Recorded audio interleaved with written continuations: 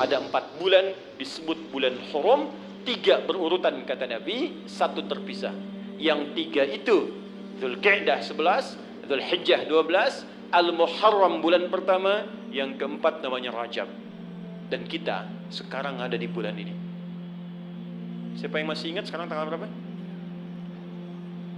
Sekarang tanggal 17 Rajab 1441 Hijrah. Kita sekarang ada di bulan spesial ini. Amalan pertama, apa yang harus kita kerjakan di bulan ini? Teruskan ayatnya. Dzalikad dinul qayyim fala tadhlimu fihinna anfusakum. Orang yang agamanya benar, yang Islamnya baik kata Allah, maka dia akan memanfaatkan Rajab dengan mengerjakan amalan yang pertama. Apa itu? Fala tadhlimu fihinna anfusakum. Mulai banyak evaluasi diri supaya tidak berbuat zalim, minimal berlatih di bulan ini. Amalan pertama, introspeksi diri.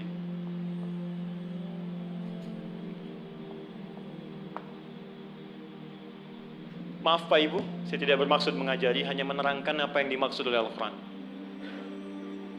Zalim, fala tazlimu, jangan zalim. Zalim itu menempatkan sesuatu bukan pada tempatnya. Ada gelas, ada gayung. Gelas untuk nampung air minum, gayung nampung air mandi. Anda minum pakai gayung, mandi pakai gelas. Zalim namanya. Nah sekarang, anfus jamak dari nafas tubuh kita. Ya ini anfus itu jamak dari nafas nih kita, dari ujung kepala sampai ujung kaki. Setiap tubuh ini sudah diterangkan oleh Allah fungsinya. Misal, mata fungsinya melihat yang baik. Quran surah ke-24 ayat 30. 31 untuk perempuan. Lisan untuk bicara yang baik-baik. Quran surah 49 ayat 11 sampai 12. Sampai kaki, sampai ke ujung kaki, melangkah pada yang baik. Quran surah misal ke-25 ayat 69. Ya, baik, semuanya sudah diatur dari ujung kepala sampai ujung kaki. Kalau Anda gunakan setiap anggota tubuh di luar hal yang Allah telah tetapkan, berarti zalim sifatnya. Contoh, mata tadi melihat yang baik-baik. Sekarang mata dipakai melihat yang tidak baik. Berarti mata berbuat zalim dalam kehidupan. Saya tanya sampai dengan siang hari ini, berapa kali mata digunakan untuk melihat yang tak baik? Mungkin dari mata ini ada dorongan untuk berbuat yang tak baik. Itu sebabnya yang menjadikan keluar dari masjid kadang-kadang ada sepatu hilang, sendal hilang. Apa yang pertama melihat? Mata terdorong kemudian kepada nafsu. Baik, sampai ke ujung kaki, berapa kali berbuat yang keliru. Itu mungkin yang menghambat kesuksesan yang dikerjakan saat ini. Karena lisan dengan teman jadi nggak akrab. Karena pendengaran yang keliru muncul fitnah. Karena melangkah pada yang tidak benar muncul hal yang menjadikan perselisihan. Berapa banyak yang kita harus evaluasi. Maka yang pertama, ini masih ada waktu? Masih, sampai jam berapa ya? Oh, ini Pak Nanang kalau rakyatnya sudah begini nggak ada pilihan nih. Baik, tahan baik-baik. Ini terakhir bagiannya. Maka kalau kita sadar ada yang berbuat yang tidak baik, maka saya berikan gambaran singkat bagaimana cara memperbaikinya. Sekarang lihat sini. Teman-teman masih ingat gak? Pemilik rezeki siapa? Allah. Yang punya kedudukan siapa? Allah. Yang punya kebijakan siapa? Allah. Sekarang kita bekerja kan supaya Allah kasih pada kita kan? Nah sekarang kata Allah, kerjakan ini, jangan lakukan ini. Lalu Anda mengerjakan yang dilarang oleh Allah dan berharap mendapatkan apa yang akan diberikan oleh Allah, maka mustahil. Sekarang gak usah bicara tentang Allah lah. Anda ingin dapat sesuatu, tapi dengan orangnya punya hubungan buruk, kan mustahil bisa dapat yang diinginkan. Anda mau datang ke si B, tapi Anda tidak punya hubungan baik dengan si B. Apa yang tidak diinginkan si B, Anda kerjakan, mustahil Anda dapatkan. Nah sekarang, karena itu Nabi ilustrasikan begini. Kalau ada orang yang dalam hidupnya sering menyalahi perintah Allah dalam kehidupan, bukan hanya hablum minallah, tapi juga hablum minan nas. Karena hukum kehidupan dunia nanti diikat oleh hukum dunia. Akhirat diikat dengan kaidah akhirat. Jadi kalau Anda ingin kaya, ya Allah, kaya itu dunia. Maka hukum dunia diturunkan. Kerja itu hukum dunia. Jujur hukum dunia. Maaf, punya attitude yang baik hukum dunia. Membangun hubungan baik dengan sesama pun hukum dunia. Maka dari itu, maaf, sekalipun Anda punya hubungan yang tidak baik, bukan dengan muslim, dengan non muslim misalnya punya perilaku buruk yang tidak diperkenankan oleh syariat. Anda bohong pada non muslim, Anda misalnya zalim pada non-muslim, berlaku juga, jangan harap karir Anda sukses. Sama persis. Ya. Sekarang perhatikan baik-baik. Kalau ada orang berbuat maksiat kepada Allah, melanggar 2 ketentuan tadi, maka kata Nabi, naqtas sauda. Diberikanlah kemudian di atas katup hatinya noda-noda hitam. Semakin banyak dikumpulkan, semakin menutup seperti ini. Kalau sudah menutup begini, banyak maksiatnya, banyak salahnya, banyak kurangnya, bukan hanya pada Allah tapi juga hubungan dengan manusia, maka anna yustajabu lidzalik. Bukan Allah enggak mau kabulkan doanya, tapi mental setiap diminta. Perhatikan. Masuk minta, diturunkan, balik, diturunkan, balik, diturunkan, balik. Setiap dimintakan. Nabi pernah mengisahkan seorang thumma dzakara rajulan yutilus safara asy'atha aghbara. Ada orang datang berkelana pengen berdoa kepada Allah menempuh perjalanan panjang. Doa yang dikerjakan saat perjalanan panjang cepat dikabulkan 2 kali lipat dari yang biasa. Kemudian menyebut nama Allah Al-Asmaul Husna. Doa yang dibuka dengan Al-Asmaul Husna cepat dikabulkan. Yang ketiga dia mengangkat tangan. Doa yang dilakukan dengan mengangkat tangan cepat dikabulkan dibandingkan dengan yang diam. 3 amalan dia kerjakan 6 kali seharusnya lebih cepat dikabulkan. Tapi apa komentar Nabi pada saat itu? Anna yustajabu lidzalik. Bagaimana doanya bisa dikabulkan? Jadi begitu dia minta dengan keadaan itu, mental lagi. Apa penyebabnya? Maaf, mat'amu haram, karena dia cari kerja dengan cara yang haram. Mashrabu haram, minumannya haram. Malbasu haram, pakaiannya haram. Wa ghudhiya biharamin, dan perilakunya haram. Ya, tidak cukup kita bisa mendapatkan kelancaran dalam usaha dengan sekedar sholat. Sholat memberikan keberkahan, kemudahan, kelancaran. Kalau hubungan dengan manusianya buruk, juga sama akan menghambat. Dengan ibu anda kurang baik, dengan ayah anda kurang baik, dengan istri, dengan suami kurang baik, itu mungkin bisa menghambat kepada karir pekerjaan anda. Apalagi kalaupun ini baik, dengan suami baik, istri baik, tetangga baik, tapi kalau dengan Allah tidak baik, maka ada sesuatu yang tidak mudah kita dapatkan dalam kehidupan. Terakhir, bagaimana cara berintrospeksi di bulan ini? Maka diturunkanlah oleh Nabi cara-cara berintrospeksi dengan 3 pendekatan utama. Ada 3 lafadznya, ini saya ajarkan yang paling ringan saja. Kalau terkait dengan dosa-dosa keseharian, maka lakukan zikir Nabi Adam. Quran surah ke-7 ayat 23. Saya yakin kita hafal. Rabbana zalamna anfusana wa illam taghfir lana wa tarhamna lanakunanna minal khasirin. Bacakan itu minimal setelah selesai kita salat. Astaghfirullah, astaghfirullah, astaghfirullah. Allahumma antas salam, minkas salam, tabarakta ya dzal jalali wal ikram. Perbanyak zikir tadi. Rabbana zalamna anfusana wa illam taghfir lana wa tarhamna lanakunanna minal khasirin. Tapi mohon sekali, ketika Anda bacakan zikir ini, jangan sekedar diucapkan di lisan. Bayangkan Anda punya persoalan apa dalam kehidupan. Jadi ketika Anda bacakan, mata Anda zalim, rasakan kezaliman itu. Ketika dengan orang tua tak bagus, bayangkan perbuatan buruk yang sedang Anda kerjakan. Begitu Anda bacakan, air mata Anda menetes, seketika ampunan Allah akan diturunkan kepada kita. Dan gugur perbuatan buruk yang pernah kita lakukan. 2, ini cepat, ada dosa yang terkait dengan aktivitas pekerjaan yang sedang kita lakukan. Kenal Nabi Yunus? Bagus. Nabi Yunus itu kan berdakwah, bekerja, beraktivitas. Cuma sayang dalam pekerjaan itu tantangannya begitu tinggi. Nanti ada, lain kali kalau ngaji kesini lagi, jangan ngambil yang jauh-jauh ya, yang Anda butuhkan aja. Ya, ini kan teman-teman ada di dunia pekerjaan. Kenapa Anda nggak mengeluarkan fikih bisnis dalam Al-Quran? Manajemen misalnya bisnis dalam Al-Quran, tentang pekerjaan, itu aja yang dibahas. Itu lebih terasa nanti apa yang kita butuhkan, itu yang kita dapatkan. Ada di Quran cara misalnya memudahkan kita mendapatkan kemudahan dalam pekerjaan. Tantangannya apa saja? Ini yang terjadi kalau Anda bisnis begini. Ini yang mungkin terjadi pada orang. Penyakit ini yang muncul dari ria untuk diri yang meraih kesuksesan, dari yang iri hati, yang dengki, mengobatinya bagaimana? Ada semua. Nah, Nabi Yunus salah satu tipikal yang dicontohkan oleh Allah. Sedang beraktivitas, bekerja, dapat tantangan tidak biasa. Ingat ini ya, kalau tantangannya begitu tinggi, maka lawannya sepadan. Di balik itu Allah ingin menganugerahkan anugerah yang tidak biasa. Karena ujian berat tidak akan diberikan pada orang kecil. Jadi kalau Pertamina misalnya sedang menghadapi ini sesuatu yang besar, tantangan besar, artinya di balik itu ada anugerah besar yang akan dihadapkan kepada Anda.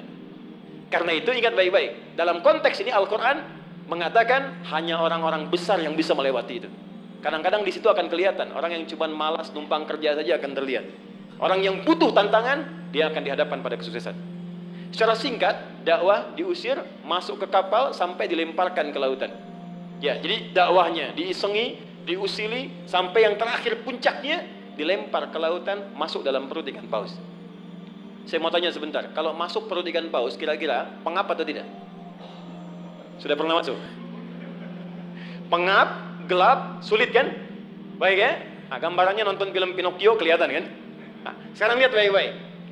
Ketika Nabi Yunus alaihissalam ada dalam perut ikan paus itu, sempat terlintas dengan sifat kemanusiaannya. Kapan saya bisa keluar dari persoalan ini? Kapan Allah tolong saya? Itu fitrah kemanusiaannya.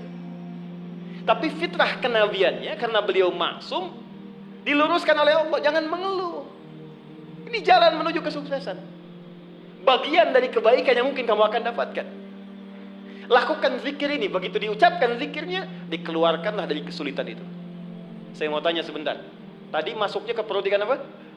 Ikan paus. Tapi ketika dikeluarkan, bahasa Qurannya, bukan saya keluarkan dari perut ikan paus, tapi Allah katakan dengan kalimat yang sangat indah. Di ujungnya ditutup, siapapun yang punya persoalan yang sama seperti Yunus, kalau melakukan zikir yang sama, aku akan bebaskan dari setiap kesulitan aktivitas yang sedang ia lakukan. Buka Quran surah ke-21 ayat 87 sampai 88. وَذَنُّونِ إِذْ ذَهَبَ مُغَاضِبًا فَظَنَّ أَن لَّن نَّقْدِرَ عَلَيْهِ فَنَادَى فِي الظُّلُمَاتِ أَن لَّا إِلَٰهَ إِلَّا أَنتَ سُبْحَانَكَ إِنِّي كُنتُ مِنَ الظَّالِمِينَ فَاسْتَجَبْنَا لَهُ فَنَجَّيْنَاهُ مِنَ الْغَمِّ. Masuk ke perut ikan paus, tapi dikeluarkan bahasanya menggunakan gham. Apa itu gham? Gham itu secara singkat awan gelap yang menaungi. Ghammun. Orang Arab menggunakan kalimat gham pada setiap peristiwa yang membuat kita gelap, pengap, lelah, capek. Anda yang ngajukan tender, Anda yang dapat proyek diserobot oleh orang lain, bukankah tiba-tiba merasa lemas? Langsung gelap, padahal matahari begitu terang. Jadi nggak enak makan, jadi lunglai, tiba-tiba stres. Ya, dirawat saja. Anda yang mencoba melamar, tiba-tiba dipinang oleh orang lain. Ya, gelap, capek, lunglai. Ya, gelap, itu gham namanya. Jadi, maaf, ada orang yang memang nggak masuk ke perut ikan paus, tapi mengalami peristiwa yang luar biasa. Tantangan besar, jahilin orang, kok mesti saya? Tiba-tiba keluar di lisan, ya Allah, kenapa saya? Saya tahajud, saya puasa juga, saya baca Quran juga, ya Allah. Apa kurang saya? Kurang sabar. Ya, ternyata kadang-kadang terucap, teman-teman sedang kerja, ya, bebannya begitu tinggi, udah gali-gali, udah tahajud, minyaknya nggak dapet. Ya, atau tiba-tiba sudah dibilang nggak dapat terus diambil orang gitu. Apa yang harus dikerjakan? Itu pernah terjadi. Kata Allah, lakukan zikir Nabi Yunus alaihissalam. Ada yang salah dalam diri kita. Yang ngatur itu Allah. Jangan mengeluh. Ya, 2 kali lipat motivasi munculkan lagi, petakan lagi, tambah lagi pengetahuannya, kerja lebih maksimal lagi, maka pembukanya dibuka dengan kalimat zikir. Ini yang membebaskan kita dari kesulitan. Jadi kalau Anda sedang praktek, kerja dimanapun, offshore kah itu atau di darat kah, atau ada kesulitan di kantor, bacakan zikir ini. Ini bagian dari hal yang ketika kita bacakan bisa menghilangkan kesulitan yang kita sedang rasakan. Rabbana, masih ingat? Wa nada fi dhulumati alla ilaha illa anta subhanaka inni kuntu minal zalimin. La ilaha illa anta subhanaka inni kuntu minal zalimin. Rutinkan zikir itu, terutama kalau mendapatkan kesulitan dalam pekerjaan atau beraktivitas. Yang terakhir saya tutup, sekarang sedang banyak penyakit menyebar di mana-mana, sampai orang yang sakit biasa pun dicurigai, batuk di kereta tiba-tiba digulung, batuk di pesawat dikeluarin, padahal cuma batuk aja gitu kan. Ya, ada juga yang kemudian kena ini, kena itu dan sebagainya. Kita mesti kuat. Ya, karena kepanikan itu juga bagian dari kelemahan yang mungkin bisa menambah penyebaran virus atau apapun dengan cepat. Maka Allah mengajarkan zikir lewat Nabi Ayyub alaihissalam. Kalau kita bisa kerjakan ini, maka Allah akan berikan kekuatan lebih dibanding yang lain-lainnya. Zikirnya ditemukan di Quran surah ke-21 ayat 83 sampai dengan 84. Wa ayyuba idnada rabbahu anni massaniyadurru wa anta arhamur rahimin. Saya ajarkan zikir ini tidak main-main. Kalau ada yang divonis penyakit, entah Anda, kerabat Anda, keluarga Anda, sepupu dan sebagainya, dan dokter mengatakan mustahil sembuh, maka bacakan zikir ini. Allah sudah berjanji di ayat 84-nya, siapa yang mengamalkan zikir ini, saya akan sembuhkan penyakitnya, walaupun ia menderita penyakit seperti Ayyub alaihissalam yang tidak pernah dialami orang sebelumnya atau dirasakan orang setelahnya. Karena kadang-kadang ada keluhan ketika sakit. Ya Allah, kenapa saya begini? Ya Allah, kapan sembuhnya? Bacakan zikirnya, anni massaniyadurru wa anta arhamur rahimin. Saya tutup. Rajab, keutamaan yang pertama akan mempercepat anugerah Allah untuk mengampuni dosa-dosa yang pernah berjalan selama hidup kita. Maka isi bulan ini dengan istighfar. Istighfar, istighfar, istighfar yang baik, koreksi diri kita. Sehingga saat masuk bulan Ramadan, kita sudah dalam keadaan yang optimal untuk bisa mendapatkan semua kenikmatannya. Maka mohon izin, maaf, pulang dari sini, coba cek dulu Pak ya. Ibu di rumah dengan anak-anak mungkin ada masalah, selesaikan. Dengan pasangan hidup, di kantor, jangan sampai itu yang memberatkan Anda ketika pulang kepada Allah Subhanahu wa taala. Ini bagian pesan yang pertama. Yang kedua, tingkatkan amal soleh. Ya, Ibnu Abbas mengatakan orang yang sengaja maksiat di bulan Rajab, karena tadi ada ayatnya, maka dosanya 2 kali lipat di hari biasa. 2 kali lipat. Di orang yang bikin hoax sekarang ini, jadi buzzer, jadi macam-macam, itu 2 kali lipat dosa hari biasa. Bahkan zaman jahiliyah pun kalau muncul Rajab itu puasa maksiat Pak, bisa puasa maksiat. Di orang jahiliyah, Abu Jahal dan kawan-kawan, itu kalau dicela di bulan Rajab, balasnya bulan depan. Dia libur dulu gitu. Nah, sekarang orang jahiliyah aja takut bermaksiat di bulan Rajab. Maka bagaimana dengan kita yang masuk dalam nilai-nilai kebaikan? Ya, 2 itu. Sama persis dengan orang yang berbuat baik, pahalanya 2 kali lipat di hari biasa. Itu nasnya ada tersambung pada Ibnu Abbas radhiyallahu taala anhuma. Dari sini Nabi menganjurkan kita kemudian mengistimewakan bulan ini dengan meningkatkan amal soleh. Saya tutup, ada satu amalan yang kalau Anda kerjakan bisa menggabungkan keseluruhan yang tadi. Amal itu disebut dengan puasa namanya. Saya ulang, amal itu disebut dengan puasa. Sebab orang puasa akan otomatis meningkatkan amal soleh yang lain. Orang puasa, sholat sunnah dikejar. Jangankan yang fardu. Anda nggak puasa, belum tentu sholat sunnah. Tapi kalau sedang puasa, jangankan fardu, ketinggalan sunnah Anda bisa gelisah. Lihat Ramadan. Ibu-ibu berani naruh sajadah bertarung saat maghrib, bukan untuk isya, untuk tarawih. Nyimpan sajadah saf paling depan. Ya, padahal tarawih hukumnya sunnah kan? Nah, jadi sunnah itu dikejar, nggak ada yang minta, dicari-cari. Anda Ramadan cari yatim, yatim fakir macam. Kenapa? Sedang puasa. Yang kedua, puasa bisa menghambat maksiat. Nggak ada orang demi Allah saya katakan, koruptor kalau puasa, nggak korupsi dulu. Ya, pencuri nggak nyuri dulu. Puasa, karena psikologi orang puasa nggak mau berbuat maksiat, takut batal puasanya. Orang pemarah pun semarah-marahnya sedang puasa bisa berhenti marah. Buka jam 6 kurang 5 diprovokasi. Dia diam aja. Istrinya nanya, "Papa nggak marah?" Ntar habis buka.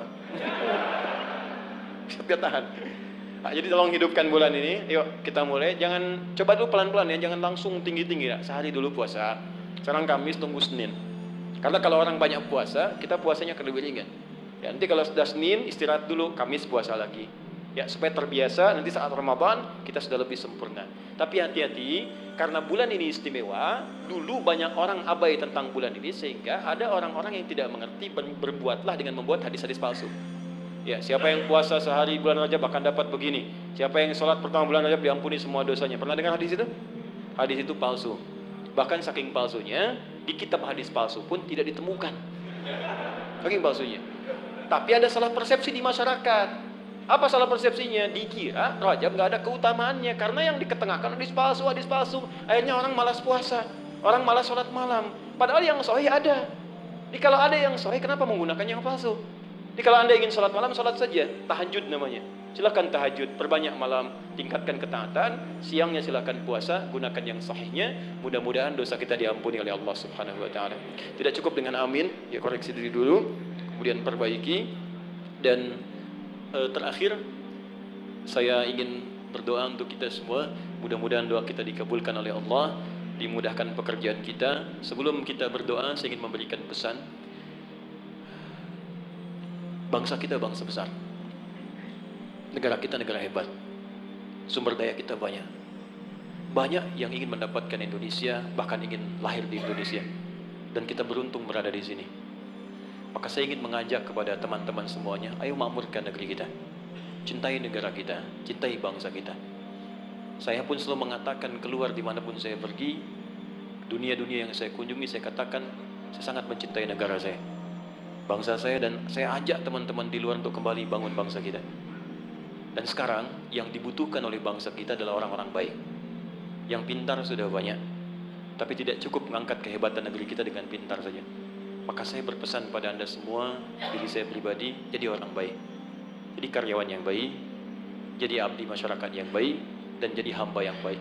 Insyaallah dengan menjadi baik, suami baik, istri baik, pekerja baik, cukup dengan kebaikan itu akan mendatangkan rahmat dan keberkahan bagi kita semua insyaallah. Mari kita mulai dengan doa. Mudah-mudahan doa ini menjadi awal untuk melangkah pada lebih baik di hadapan Allah Subhanahu wa taala. Allahumma taqabbal minna innaka antas samiul alim wa tub alaina innaka antat tawwabur rahim. Allahumma 'allimna ma yanfa'una. Allahumma 'allimna ma jahilna. Ya Allah, mohon ajarkan pada kami pengetahuan yang baik yang mengentaskan ketidaktahuan kami.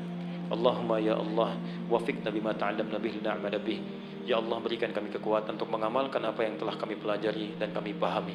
Rabbana la tada' lana fi maqamina hadha wa fi kulli maqamin dhanban illa ghafartah. Ya Allah, jika ada pendosa hadir di ruangan ini, jangan biarkan dia meninggalkan tempat ini kecuali Engkau telah ampuni segala dosa-dosanya. Wala hamman illa farajtah. Jika ada yang tengah gelisah di tempat ini, maka mohon tenangkan keadaan hatinya sebelum dia meninggalkan ruangan ini. Allahumma wala maridan illa syafaitah. Jika ada di antara kami yang tengah Engkau uji dengan penyakit seberat apapun, maka mohon angkat penyakitnya dan sembuhkan keadaan dirinya. Allahumma wala asran illa yassartah. Ya Allah, jika ada yang ditimpa kesulitan di tempat ini, baik di keluarganya, di pekerjaannya, dalam kehidupan sosialnya, maka mohon dengan keikhlasan amalannya, angkat, hilangkan ya Allah segala kesulitannya. Allahumma Rabbana, Allahumma barik lana ya Allah fi kulli umurina wa fi kulli umrina. Ya Allah, anugerahkan keberkahan ya Allah kepada usia kami, kepada umur kami dan seluruh aktivitas kami. Wa taqabbal minna jami' amalina salihah. Dan mohon ya Allah terima seluruh amal kebaikan kami. Berkahi kami di bulan Rajab ini ya Allah. Bimbing kami untuk berbuat baik ya Allah, dan sampaikan kami pada bulan-bulan kebaikan di Sya'ban, di Ramadan, di Syawal, dan bernilai baik di dalamnya. Rabbana atina fid dunya hasanah wa fil akhirati hasanah wa qina adzaban nar. Bi fadlika subhana rabbika rabbil izzati amma yasifun wa salamun alal mursalin wa akhiru da'wana alhamdulillahi rabbil alamin. Subhanakallahumma wa bihamdika asyhadu an la ilaha illa anta astaghfiruka wa atubu ilaik. Assalamualaikum warahmatullahi wabarakatuh.